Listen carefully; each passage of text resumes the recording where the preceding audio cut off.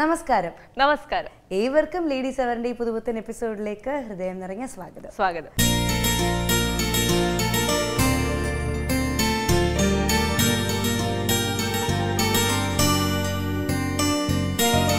ഇന്ന് ജൂൺ 5 പ്രത്യേകതയുള്ള ഒരു ദിവസമാണ്. അതെ, വേൾഡ് എൻവയൺമെന്റ് ഡേ, ലോക പരിസ്ഥിതി ദിനമാണ്. UN കൊണ്ടുവരുന്ന ദിവസങ്ങൾക്കെല്ലാം തീമുകളുണ്ടല്ലോ. എന്തെങ്കിലും ഒരു സന്ദേശം ജനങ്ങളിലേക്ക് എത്തിക്കുക എന്നുള്ളതുകൊണ്ടാണ് ഇത്തരം ദിവസങ്ങൾ ആചരിക്കുന്നത്. അതുകൊണ്ട് തന്നെ തീർച്ചയായിട്ടും ഇത്തവണ ഈ ലോക പരിസ്ഥിതി ദിനത്തിനും ഇത്തവണ ഒരു തീമുണ്ട്. ആ തീം എന്ന് പറയുന്നത് ജനങ്ങളെ പ്രകൃതിയിലേക്ക് ബന്ധിപ്പിക്കുക, അല്ലെ, കണക്ടിങ് പീപ്പിൾ വിത്ത് നേച്ചർ എന്നുള്ളതാണ്. ലോക പരിസ്ഥിതി ദിനത്തിന് അന്ന് തീർച്ചയായിട്ടും ചർച്ച ചെയ്യപ്പെടേണ്ട ഒരു വിഷയം കൂടിയാണ് പരിസ്ഥിതി മലിനീകരണം അല്ലെങ്കിൽ അന്തരീക്ഷ മലിനീകരണം എന്നുള്ളത്. ആ ഒരു വിഷയം സംസാരിക്കുമ്പോൾ ഏറ്റവും ആദ്യം ഉയർന്നു വരുന്നതാണ് ഓസോൺ പാളിയിലെ വിള്ളൽ അല്ലെങ്കിൽ ആഗോള താപനം. ഇത്തരത്തിലുള്ള ഭയങ്കര, നമ്മൾ പറയുമ്പോൾ പോലും ആ വാക്കുകളുടെ തന്നെ വ്യാപ്തി വളരെ വലുതാണ്. ഗ്ലോബൽ വാർമിംഗ് എന്നുള്ള ആ ഒരു അലേർട്ട് ശരിക്കും കൊണ്ടുവന്നിട്ട് ഇതിനു മുമ്പ് 2013 ഇതായിരുന്നു raise your voice not the sea level. നമ്മുടെ സമുദ്രനിരപ്പ് അല്ല ഉയർത്തേണ്ടത്, അതായത് ഗ്ലേഷ്യേഴ്സ് എല്ലാം മെൽറ്റ് ചെയ്ത് സമുദ്രങ്ങൾ നിറഞ്ഞു കവിഞ്ഞു ഒഴുകുന്ന ഒരു അവസ്ഥയല്ല നിങ്ങൾ കൊണ്ടുവരേണ്ടത്. പകരം നിങ്ങളുടെ ശബ്ദമുയർത്തുക, നിങ്ങൾ ഇത്തരം അനീതികൾക്കെതിരെ, ഇത്തരം പരിസ്ഥിതി ചൂഷണങ്ങൾക്കെതിരെ സംസാരിക്കുക എന്നുള്ളതായിരുന്നു. 1972 മുതലാണ് ഇങ്ങനെ ലോക പരിസ്ഥിതി ദിനം എന്നുള്ള രീതിയിൽ ആചരിച്ചു തുടങ്ങിയത്. കാരണം ആ ഒരു കാലഘട്ടങ്ങളിലാണ് ഇങ്ങനെ പരിസ്ഥിതി മലിനീകരണവും അന്തരീക്ഷ മലിനീകരണവും ഇതിന്റെയൊക്കെ തോത് ക്രമാതീതമായി ഉയർന്നു വരുന്നതായി ശ്രദ്ധയിൽപ്പെടുകയും നേച്ചറിൽ തിരിച്ച് നേച്ചർ ശരിക്കും സർവം സഹായമാണ്. എല്ലാം സഹിച്ച് ആ അമ്മ ഇടയ്ക്കൊരു ദിവസം ഇങ്ങനെ തിരിച്ച് കരഞ്ഞു തുടങ്ങിയപ്പോഴാണ് നമ്മൾ 72 കാര്യങ്ങളെ കുറിച്ച് ചിന്തിച്ചു തുടങ്ങിയത്. ഈ വർഷത്തെയും കാനഡ കൊണ്ടുവന്ന ഈ കണക്ടിങ് വിത്ത് നേച്ചർ ശരിക്കും അവർ പറയുന്നത് നിങ്ങൾ ഓരോരുത്തരും പ്രതിബദ്ധരാണ്, നിങ്ങൾ എത്രത്തോളം നേച്ചറുമായിട്ട് ഇഴകിയിരിക്കുന്നു എന്നുള്ളത്. അപ്പൊ പരിസ്ഥിതി ദിന സന്ദേശം അല്ലെങ്കിൽ പരിസ്ഥിതി ദിന ആശംസകൾ നിങ്ങൾക്ക് ഏവർക്കും അറിയിച്ചുകൊണ്ട് ആദ്യ സെഗ്മെന്റിലേക്ക് കിടക്കുകയാണ്. ആദ്യ സെഗ്മെന്റ്.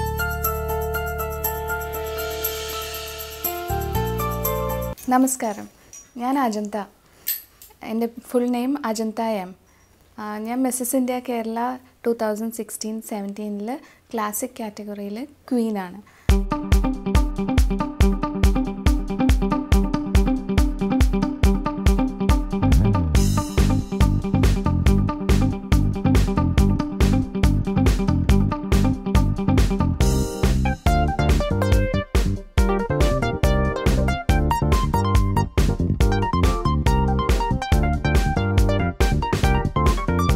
അപ്രതീക്ഷിതമായിട്ടായിരുന്നു ഞാനിതിൽ വന്നത്. എനിക്കൊരു വാട്സാപ്പ് മെസ്സേജ് വന്നു, ഇങ്ങനെ 20 to 55 ഏജ് കാറ്റഗറിയിൽ മിസ്സസ് ഇന്ത്യ ആയിട്ട് തിരഞ്ഞെടുക്കുന്നുണ്ടെന്ന് പറഞ്ഞിട്ട്. ഈ ക്ലാസിക് കാറ്റഗറി എന്ന് വെച്ച് കഴിഞ്ഞാൽ 40 മുതൽ 55 വയസ്സ് വരെയുള്ള സ്ത്രീകളെയാണ് സെലക്ട് ചെയ്യുന്നത്. പക്ഷേ നമ്മളുടെ ഈ റൗണ്ട് എന്ന് വെച്ച് കഴിഞ്ഞാൽ 20 മുതൽ 55 വയസ്സ് വരെ ഉള്ളവരെയും ഒരേപോലെ തന്നെയാണ് ഇതിൽ എടുക്കുന്നത്. അതായത് ആർക്കും നമുക്ക് അവിടെ ചെന്ന് കഴിഞ്ഞാൽ ഓക്കെ ഇവർ ക്ലാസിക് കാറ്റഗറിയാണ് അല്ലെങ്കിൽ ഇവർ നോർമൽ കാറ്റഗറിയാണ്, അങ്ങനെ ഒരു വ്യത്യാസമൊന്നുമില്ല. അപ്പം ഇതിന് ഫസ്റ്റ് റൗണ്ട് നമുക്കൊരു ഇൻ്റർവ്യൂ ഉണ്ടായിരുന്നു, അതായത് ഓവർ ഫോണായിരുന്നു. ആ ഇൻ്റർവ്യൂവിന് ശേഷം നമ്മൾക്ക് ഒരു മെയിൽ വന്നു that you are selected. Actually ഇതിൽ പോയി ജോയിൻ ചെയ്യാമെന്ന് വെച്ച് കഴിഞ്ഞാൽ അത് തന്നെ ഒരു അപ്രതീക്ഷിതമായിരുന്നു. എനിക്ക് വാട്സാപ്പ് മെസ്സേജ് വന്നു. അപ്പം അതായത് നമ്മളുടെ ഓഫീസിലൊരു ഗ്രൂപ്പിൽ ലേഡീസ് ഗ്രൂപ്പ് ഉണ്ട്, അപ്പോൾ ലേഡീസ് ഗ്രൂപ്പിൽ വന്നു. അതിനുശേഷം ഞാൻ വീട്ടിൽ വന്ന് സംസാരിച്ചു. അപ്പോൾ ഞാൻ അമ്മയുടെ അച്ഛൻ്റെ അടുത്ത് ചോദിച്ചു, പിന്നെ മക്കളുടെ അടുത്ത് ചോദിച്ചു. എന്താണെന്ന് വെച്ച് കഴിഞ്ഞാൽ ഇതൊരു ബ്യൂട്ടി പേജൻ്റാണ്, നമ്മൾ ഡെയിലി നടക്കുന്ന ഒരു കാര്യമല്ല, ഒരു ഭയങ്കര ഡിഫറെൻ്റായിട്ട് അതെൻ്റെ നോർമൽ ലൈഫിന് ഭയങ്കര ഡിഫറെൻ്റായിട്ടുള്ള ഒരു കാര്യമാണ്. അപ്പോൾ അമ്മേൻ്റെ അടുത്ത് ചോദിച്ചു, എന്തുകൊണ്ടാണ് നീ ഇതിൽ ചേരുന്നത്? അങ്ങനെ ഒരാൾ ചോദിച്ചു കഴിഞ്ഞാൽ നിനക്ക് ഉത്തരം വേണം. അപ്പം ഞാൻ പറഞ്ഞു, ഇപ്പം എൻ്റെ മോനെന്ന് വെച്ച് കഴിഞ്ഞാൽ അവൻ ഒരു മെൻ്റലി ചാലഞ്ച്ഡ് മോനാണ്. അങ്ങനത്തെ കുട്ടികളുള്ള ഒത്തിരി അമ്മമാരുണ്ടാവും. അപ്പോൾ അവരെന്ന് വെച്ച് കഴിഞ്ഞാൽ അവർ ഡെയിലി രാവിലെ എണീക്കുന്നു, മക്കൾക്ക് വേണ്ടി എല്ലാം ചെയ്യുന്നു, ഓഫീസിൽ പോകുന്നു, അല്ലെങ്കിൽ ഫുൾ അവരുടെ ലൈഫ് മൊത്തം സ്ട്രഗ്ലിംഗ് ആയിരിക്കും. അപ്പം ഞാനിപ്പോൾ അതായത് ഹോസ്പിറ്റലിൽ പോകുമ്പോൾ കാണുന്നു അങ്ങനത്തെയൊക്കെ കുട്ടികളുടെ അമ്മമാർ ഇങ്ങനെ ഭയങ്കര focus only on the child, അങ്ങനെ അവർ ജീവിക്കുന്നത്. അപ്പം അതിന്ന് വ്യത്യസ്തമായിട്ട് നമ്മൾക്ക് എന്തുകൊണ്ട് ചിന്തിച്ചുകൂടാ? നമ്മൾ ഹാപ്പി ആണെങ്കിൽ ഉറപ്പായിട്ടും നമ്മളുടെ കുട്ടികൾ അല്ലെങ്കിൽ വീട്ടുകാർ എല്ലാവരും ഹാപ്പി ആയിരിക്കും. ആ ഒരു റീസണിലാണ് ഞാനിത് ചേരുന്നതെന്ന് പറഞ്ഞു. ഞാൻ ബേസിക്കലി ഫ്രം പാലക്കാടാണ്. അപ്പോൾ പാലക്കാട് നിന്ന് കൊച്ചിയിലോട്ട് ചേക്കേറിയിട്ട് കൊച്ചി ആൾക്കാരായിട്ടൊക്കെ അഡ്ജസ്റ്റായിട്ട് വരുന്നേ ഉള്ളൂ. അപ്പം ഇവിടുത്തെ ഒരു ഹാഷ് പോഷനൊക്കെ ഞാൻ പറ്റുമോയെന്നും എനിക്ക് ഡൗട്ട് ഉണ്ടായിരുന്നു. എനിക്ക് തോന്നുന്നു ഒത്തിരി പേര് അങ്ങനെ ഉണ്ടായിട്ട് അവിടെ വന്നിട്ടുണ്ടായിരുന്നു. അതിനുശേഷം നമുക്ക് അവിടെ ഇന്ന ദിവസമാണ് ഗ്രാൻഡ് ഫിനാലെ എന്ന് പറഞ്ഞു. ഗ്രാൻഡ് ഫിനാലെ നടന്നത് പാലക്കാട് മാംഗോ കൗണ്ടി എന്ന് പറഞ്ഞൊരു റിസോർട്ടിലാണ്. അത് ഡിസംബർ 11 നടന്നത്. ആ ഒരു ദിവസം നമ്മൾ ഫസ്റ്റ് രാവിലെ ചെല്ലുന്നു. അപ്പോൾ എല്ലാ പെൺകുട്ടികളും എല്ലാവരെയും ഇങ്ങനെ കാണുമ്പോൾ നമുക്കൊരു കോമ്പറ്റീഷൻ പോലെയല്ല തോന്നുന്നത്. അതായത് ഒരു വെക്കേഷൻ എല്ലാവരും കൂടി ഒരു പിക്നിക്കിന് വേണ്ടിയിട്ട് പോയ ഒരു ഫീലായിരുന്നു. എനിക്ക് ഒട്ടും ടെൻഷൻ ഉണ്ടായിരുന്നില്ല. എല്ലാവരും ഇങ്ങനെ വളരെ കുറച്ച് കുട്ടികൾ മാത്രമേ കുറച്ച് ടെൻസ്ഡ് ആയിരുന്നു. അതായത് ഭയങ്കര കോമ്പറ്റീറ്റീവ് മൈൻഡായിരുന്നു. പക്ഷെ ഞാൻ ആക്ച്വലി അതിനൊക്കെ എൻജോയ് ചെയ്യാനായിരുന്നു എനിക്ക് താല്പര്യം ഉണ്ടായിരുന്നത്. അപ്പം ഞാൻ തന്നെ എല്ലാവരോടും പറഞ്ഞു എനിക്കൊരു പിക്നിക്കിന് വന്ന പോലെ ഉണ്ടായിരുന്നു.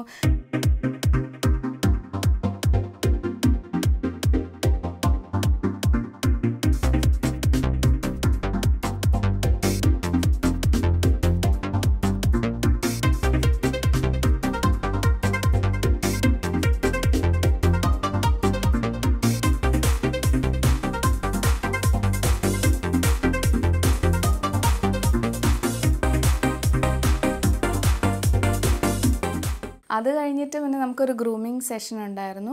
ഗ്രൂമിങ് സെഷന് ശേഷം നമുക്കൊരു പേഴ്സണൽ ഇൻ്റർവ്യൂ ഉണ്ടായിരുന്നു. അത് കോർപ്പറേറ്റ് റൗണ്ടാണ്. കോർപ്പറേറ്റ് റൗണ്ടിൽ നമുക്ക് ഇന്ത്യൻ ബിസിനസ് വെയറും ഉപയോഗിക്കാം, മോഡേൺ ബിസിനസ് വെയറും ഉപയോഗിക്കാം. അപ്പോൾ ഞാൻ മോഡേണാണ് പ്രിഫർ ചെയ്തത്. ബിക്കോസ് ഇന്ത്യൻ എന്ന് പറയുമ്പോൾ നമ്മൾ എല്ലാ ദിവസവും ചെയ്യുന്നതാണ്. അപ്പോൾ I thought do something different. അപ്പോൾ അതുകൊണ്ട് മോഡേൺ ബിസിനസ് വെയർ ആയിരുന്നു കോർപ്പറേറ്റ് വെയറിൽ ഇട്ടത്. അത് 1-to-1 പേഴ്സണൽ ഇൻ്റർവ്യൂ ആയിരുന്നു. ആ പേഴ്സണൽ ഇൻ്റർവ്യൂ കഴിഞ്ഞതിന് ശേഷം പിന്നെ ലഞ്ച്, പിന്നെ നമുക്കൊരു വീഡിയോ ഷൂട്ട് ഉണ്ടായിരുന്നു.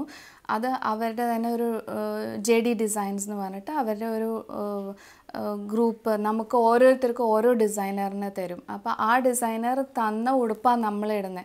അപ്പം നമ്മളുടെ ജസ്റ്റ് ഒരു അളവ് മാത്രം വെച്ചിട്ട് അവർ ചെയ്യുന്നത്, അല്ലാതെ നമുക്ക് സൂട്ട് ചെയ്യുന്നുണ്ടോ അങ്ങനെ നോക്കിയിട്ടല്ല. പക്ഷേ it was really awesome. Because എല്ലാവർക്കും അത് സൂട്ട് ചെയ്യുന്നുണ്ടായിരുന്നു. അവർ ഡിസൈൻ ചെയ്ത ചെറിയ കുട്ടികളാണ്.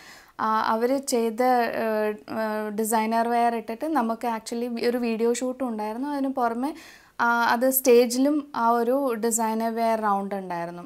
അതിന് ശേഷം പിന്നെ ഗൗൺ റൗണ്ടാണ്. ഗൗൺ റൗണ്ടും അത് നമ്മളുടെ ഓൺ നമുക്കിഷ്ടമുള്ള നമ്മളുടെ കംഫർട്ടബിളായിട്ടുള്ള ഗൗൺ വെയർ, അത് വെസ്റ്റേൺ വെയർ ആയിരുന്നു. ഇന്ത്യൻ വെയറും ഇടാം, വെസ്റ്റേൺ വെയറും പ്രിഫർ ചെയ്യാം, അങ്ങനെയായിരുന്നു. അപ്പം അതിന് ശേഷം നമ്മൾ ഇൻട്രൊഡക്ഷൻ റൗണ്ട് ഉണ്ട്. അത് ഏറ്റവും ഫസ്റ്റ് ഇൻട്രൊഡക്ഷൻ റൗണ്ടിൽ ഇന്ത്യൻ വെയർ എന്നാണ് പറഞ്ഞത്. അപ്പം അത് ഞാൻ സാരി തന്നെ, നമ്മുടെ നോർമൽ സാരി തന്നെയാണ് ഉടുത്തിരുന്നത്. അങ്ങനെ ഇത്രയും റൗണ്ട്സിന് ശേഷം ഒരു 16 പേരെ സെലക്ട് ചെയ്യും. അതും ഈ 20 to 55 ഡിഫറെൻ്റ് ആയിട്ടല്ല, എല്ലാവരെയും ഒരേപോലെ തന്നെ നിർത്തിയിട്ടാണ്. അതായത് ഓൺലി ജഡ്ജസ് നോ, അതായത് ഇവർ ഇന്ന കാറ്റഗറി, ഇവർ നോർമൽ കാറ്റഗറി. നമുക്ക് പോലും അറിയില്ല മറ്റുള്ള കുട്ടികളുടെ വയസ്സെന്താ ഏതാ ഒന്നും അറിയില്ല. ലാസ്റ്റ് ഒരു 16 പേരെ ഫൈനലിസ്റ്റായിട്ട് തിരഞ്ഞെടുക്കും. അപ്പോൾ അതിൽ കുറേ പേര് എലിമിനേറ്റ് ആകുമ്പോൾ നമുക്ക് ആക്ച്വലി ഭയങ്കര വിഷമം തോന്നും. എന്താണെന്ന് വെച്ച് കഴിഞ്ഞാൽ ഇപ്പം നമ്മൾ ഇന്നായതിൻ്റെ സന്തോഷമുണ്ട്. പക്ഷേ ബാക്കി പിന്നെ കോമ്പറ്റീഷൻ ആകുമ്പോൾ നമ്മൾ അങ്ങനെ കരുതിയിട്ടും കാര്യമില്ലല്ലോ. ഇവർക്ക് എന്തൊക്കെ കാറ്റഗറിയിലാണ് ഇവർ മാർക്ക് സ്കോർ ചെയ്യുന്നത്, അല്ലെങ്കിൽ നമുക്ക് പോയിൻറ്റ്സ് ലൂസ് ചെയ്യുന്നത് നമുക്ക് അറിയാൻ പറ്റില്ല. ലാസ്റ്റ് ഒരു ക്വസ്റ്റ്യൻ ഉണ്ടായിരുന്നു. Question was what is freedom. ഈ ക്വസ്റ്റ്യൻ ഈ 16 പേരും ഒരേ ക്വസ്റ്റ്യൻ ആയിരുന്നു. അപ്പോൾ വാട്ട് ഈസ് ഫ്രീഡം എന്ന് ചോദിച്ചപ്പോൾ എനിക്ക് ആക്ച്വലി ഭയങ്കര ഹാപ്പിയായി. ബിക്കോസ് എനിക്കതിന് ഉത്തരം ഉണ്ടായിരുന്നു. ആ ഫ്രീഡം എന്താണെന്ന് ചോദിച്ചാൽ ആ ഫ്രീഡം കൊണ്ടാണ് ഞാൻ ആ സ്റ്റേജിൽ അന്ന് അവിടെ നിൽക്കുന്നത്. എനിക്കിപ്പോൾ ഫ്രീഡം ഇല്ല എന്ന്, അതായത് ഫ്രീഡം വീട്ടുകാർ തന്നിട്ടില്ലായിരുന്നെങ്കിൽ ഞാനത് എനിക്ക് പോകണം എന്ന് പറഞ്ഞിട്ട് ഞാൻ പോയിട്ടുണ്ടെങ്കിൽ ഒരിക്കലും എനിക്ക് അന്ന് അവിടെ അച്ചീവ് ചെയ്യാനും പറ്റില്ല. പിന്നെ ഞാൻ പറയുന്നത് മുഴുവൻ കള്ളമായിരിക്കും. വാട്ട് ഈസ് ഫ്രീഡം എന്ന് ചോദിച്ചപ്പോൾ തന്നെ എനിക്ക് ഉത്തരം ഉണ്ടായിരുന്നു. അപ്പം ഞാൻ പറഞ്ഞു ഫ്രീഡം എന്ന് വെച്ചാൽ എനിക്ക് മറ്റൊരാളെ വിഷമിപ്പിക്കാതെ എന്ത് കാര്യം ചെയ്യുന്നോ ആ കാര്യം എനിക്ക് സക്സസ് ആയിട്ടുണ്ട്. അത് തന്നെയാണ് ഞാൻ ഫ്രീഡം എന്ന് ഉദ്ദേശിക്കുന്നത്. ഒരിക്കലും നമ്മൾ ഒറ്റയ്ക്കൊരു ഡിസിഷൻ എടുത്തിട്ട് മുന്നോട്ട് പോവാതെ ഒത്തിരി പേരുടെ അതായത് അവരും നമ്മളെ സപ്പോർട്ട് ചെയ്യണം. അത് നമ്മളെ എങ്ങനെ അവരെ കാണുന്നോ അതുപോലെ ആയിരിക്കും അവർ നമ്മളെ സപ്പോർട്ട് ചെയ്യുന്നതും. അപ്പോൾ അങ്ങനെ എനിക്കൊരു എല്ലാവരും സപ്പോർട്ട് കൊണ്ടാണ് ഞാൻ അന്ന് അവിടെ നിൽക്കുന്നത്. അതാണ് എൻ്റെ ഇതിൽ ഫ്രീഡം എന്ന് വെച്ചാൽ ഒരിക്കലും ഒരാളെ ഹേർട്ട് ചെയ്യാതെ എന്ത് ഡിസിഷൻ എടുത്ത് മുന്നോട്ട് പോകുന്നു, that is freedom for me എന്ന് പറഞ്ഞു. അത് കഴിഞ്ഞിട്ടും എനിക്കൊരു ക്ലൂ ഉണ്ടായിരുന്നില്ല. ബിക്കോസ് ഒത്തിരി പേര് ഭയങ്കര ഡയലോഗ്സും എല്ലാവരും ഭയങ്കര കടുകട്ടിയായിട്ടുള്ള ആൻസറായി ഒന്നിനും മെച്ചും. എനിക്ക് തോന്നില്ല എങ്ങനെയാണ് ജഡ്ജസ് ഓരോരുത്തരെ ഗേജ് ചെയ്തിട്ട് മാർക്ക് ഇടുന്നതെന്നുള്ളത്. സെക്കൻഡ് റണ്ണറപ്പ് എന്ന് പറഞ്ഞിട്ട് ദീപാന്യത എന്ന് പറഞ്ഞ് വിളിച്ചു. അപ്പം അത് എൻ്റെ ഓഫീസിൽ എൻ്റെ കൂടെ തന്നെ വർക്ക് ചെയ്യുന്ന കുട്ടിയാണ്. ഞങ്ങൾ 2 പേരാണ് ഞങ്ങളുടെ ഓഫീസിൽ നിന്ന് വന്നത്. അപ്പം ഞാൻ വിചാരിച്ചു ദീപാന്യതയ്ക്ക് കിട്ടിയ ഗുഡ് എന്ന് വിചാരിച്ചു. അത് കഴിഞ്ഞ് കുറച്ച് കഴിഞ്ഞപ്പം Seena Zachariah she is first runner up എന്ന് പറഞ്ഞു. ഞാൻ ഓക്കെ സീനയ്ക്ക് കിട്ടി ഗുഡ്. അത് കഴിഞ്ഞ് പിന്നെ ഞാനിങ്ങനെ വെയിറ്റ് ചെയ്ത് കഴിഞ്ഞപ്പോൾ ഫസ്റ്റ് അജന്ത എന്ന് പറഞ്ഞു. ഓ മൈ ഗോഡ്, എനിക്ക് തന്നെ അറിയില്ല ഞാൻ എത്ര ഹാപ്പി ആയിരുന്നു എന്നുള്ളത്. അജന്ത എന്ന് വിളിച്ചപ്പോൾ ശരിക്കും പറഞ്ഞാൽ എനിക്ക് കരയണോ ചിരിക്കണോ എന്താ വേണ്ടതെന്ന് അറിയില്ലായിരുന്നു. അപ്പം ഞാൻ വേഗം എണീറ്റു. അപ്പോഴാണ് എല്ലാവരും വന്ന് oh Ajantha you are in classic category എന്ന് പറഞ്ഞു. ഞാൻ പറഞ്ഞു അതെ ജസ്റ്റ് ഓടട്ടെ എന്ന് പറഞ്ഞു. ഓടിപ്പോയിട്ട് മറ്റേ ക്രൗൺ കിട്ടി. അത് ഒരു ഭയങ്കര എന്താണെന്ന് എനിക്കറിയില്ല, അത്ര ഭയങ്കര ഒരു ഹാപ്പിനെസ്. ബിക്കോസ് ഞാൻ എൻ്റെ 20 years ആയ ആ ടൈമിൽ, അതായത് അതിനു മുന്നേ 8ാം ക്ലാസ്സിൽ പഠിക്കുമ്പോൾ കൽപ്പാത്തിയിൽ വിയറ്റ്നാം കോളനി എന്ന് പറഞ്ഞൊരു മൂവി വന്നു. അപ്പോൾ ആ മൂവിയിൽ നമ്മൾ ഫുൾ ഡേ ഷൂട്ടിംഗ് ആണായിരുന്നു. അതൊരു വെക്കേഷൻ ടൈമിലായിരുന്നു ഷൂട്ടിംഗ്. അപ്പം ഫുൾ ഡേ ഷൂട്ടിംഗ് ഒക്കെ കണ്ട് എനിക്ക് അഭിനയിക്കാനുള്ള ഭയങ്കരമായിട്ട് ഒരു ആഗ്രഹമൊക്കെ വന്നു. അപ്പോൾ പറഞ്ഞു മോഹൻലാലിൻ്റെ അമ്മ പാട്ട്, അതായത് കവിയൂർ പൊന്നമ്മ ചേച്ചി പാട്ട് പഠിപ്പിക്കുന്ന ഒരു സീനുണ്ട്, അതിൽ കുറേ കുട്ടികളെ വേണം, അപ്പോൾ പട്ടുപാവടയും ബ്ലൗസൊക്കെ ഇട്ടിട്ട് കുട്ടികൾ വരണമെന്ന് പറഞ്ഞു. അപ്പം ഞാൻ പറഞ്ഞു അമ്മേ ഞാനും പോട്ടെ. അങ്ങനെ ഞാനും അതിൽ പോയിരുന്നു. അപ്പോൾ അതായിരുന്നു ആക്ച്വലി എൻ്റെ ഫസ്റ്റ് ഇൻട്രൊഡക്ഷൻ ടു ആ ക്യാമറ. ചാലഞ്ചിങ് കുട്ടികളുടെ അമ്മമാരെ അറിയാൻ വേണ്ടിയിട്ട് ഞാൻ പറയാം. അതായത് ആദ്യം തന്നെ നമ്മളത് അക്സെപ്റ്റ് ചെയ്ത് കഴിഞ്ഞാൽ പിന്നെ നമുക്ക് മുന്നോട്ട് പോകാനായിട്ട് കുറച്ച് എളുപ്പമായിരിക്കും. നമ്മൾ ഒത്തിരി പേരെ ഞാൻ കാണുമ്പോൾ അവർ പറയും നമ്മുടെ ഇന്ത്യയിൽ ഇങ്ങനത്തെ കുട്ടികൾക്ക് അധികം പരിഗണനയില്ല എന്ന്. പക്ഷേ ആക്ച്വലി നമുക്ക് പരിഗണനയുണ്ട്. അതായത് പുറത്തുള്ള രാജ്യത്തുള്ള അത്രയും, അതായത് എല്ലാ കാര്യങ്ങളും ചെയ്യും എന്നുള്ളതല്ല, പക്ഷെ നമ്മളുടെ ഗവൺമെൻറ് ഹോസ്പിറ്റലിൽ പോയി മീറ്റ് ചെയ്ത് കഴിഞ്ഞാൽ നമുക്ക് ആക്ച്വലി ഒരു സർട്ടിഫിക്കറ്റ് കിട്ടും, അതായത് ഇങ്ങനെ മെൻ്റലി ചാലഞ്ച്ഡ് കുട്ടിയാണെന്ന് പറഞ്ഞാൽ. അപ്പോൾ ഗവൺമെൻറ് ഹോസ്പിറ്റലിൽ പോയി കഴിഞ്ഞാൽ അവരുടെ ചികിത്സ മൊത്തം ഫ്രീ ആണ്. കൂടാതെ നമുക്ക് ഇയർലി ഒരു എമൗണ്ട് കിട്ടും. സത്യം പറഞ്ഞു കഴിഞ്ഞാൽ ഞാൻ എൻ്റെ മോളുടെ സ്കൂളിലെ ഫസ്റ്റ് ആ ബുക്ക് ഫീയും ആ ക്വാർട്ടർലി ഫീയും അടയ്ക്കുന്നത് അവൻ്റെ കാശ്, എൻ്റെ മോൻ്റെ കാശ് കൊണ്ടാണ്.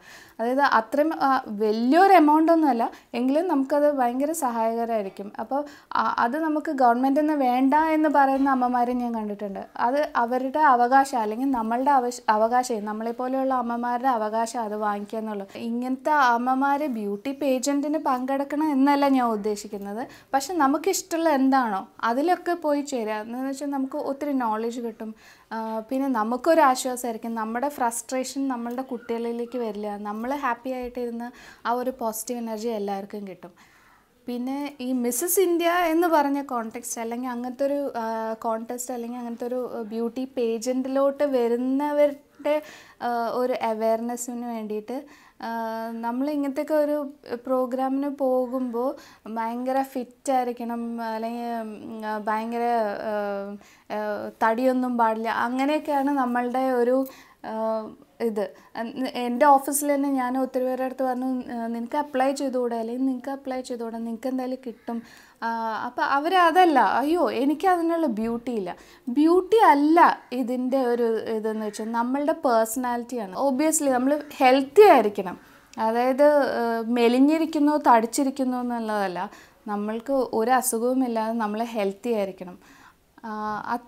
അത്ര ഉണ്ടെങ്കിൽ നമുക്കൊരു ബ്യൂട്ടി പേജൻറ്റിന് even if it is miss or Mrs, പിന്നെ എല്ലാം നമ്മുടെ കോൺഫിഡൻസ് പോലെ ഇരിക്കും, അതിൽ പോയി ചേരാവുന്നതാണ്.